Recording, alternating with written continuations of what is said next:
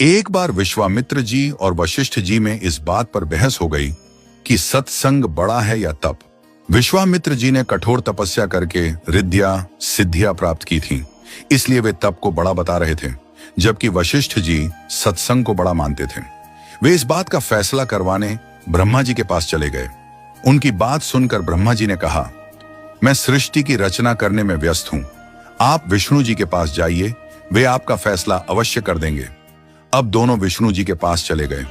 विष्णु जी ने सोचा, यदि मैं सत्संग को बड़ा बताता हूं तो विश्वामित्र जी नाराज होंगे, और यदि तप को बड़ा बताता हूं तो वशिष्ठ जी के साथ अन्याय होगा।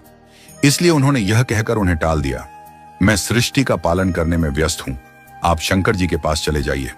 अब दोनों शंकर जी के पास पहुंचे। शंकर जी ने कहा, यह मेरे वश की बात नहीं है, इसका फैसला तो शेषनाग जी कर सकते हैं। अब दोनों शेषनाग जी के पास गए। शेषनाग जी बोले, कहो मुनिवर, कैसे आना हुआ?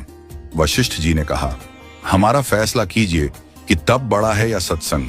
विश्वामित्र जी कहते हैं कि तप बड़ा है और मैं सत्संग को बड़ा मानता हूं। शेषनाग जी ने कहा, मैं अपने सिर पर पृथ्वी का भार उठाए हुए हूं, यदि आप में से कोई थोड़ी देर के लिए पृथ्वी का भार उठा ले तो मैं आपका फैसला कर दूंगा। अब तप में अहंकार होता है।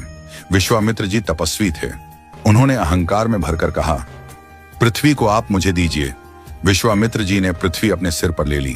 अब पृथ्वी नीचे की ओर चलने लगी। शेषनाग जी बोले, विश्वामित्र जी, पृथ्वी रसातल को जा रही है। विश्वामित्र जी ने कहा, मैं अपना सारा तप देता हूं, पृथ्वी माता रुक जाए। परंतु पृथ्वी नहीं रुकी। यह देखकर वशिष्ठ जी ने कहा, मैं आधी घड़ी का सत्संग देता हूं, पृथ्वी माता रुक जाए। पृथ्वी वहीं रुक गई। शेषनाग जी ने पृथ्वी को अपने सिर पर लिया और बोले, अब आप लोग जा सकते हैं।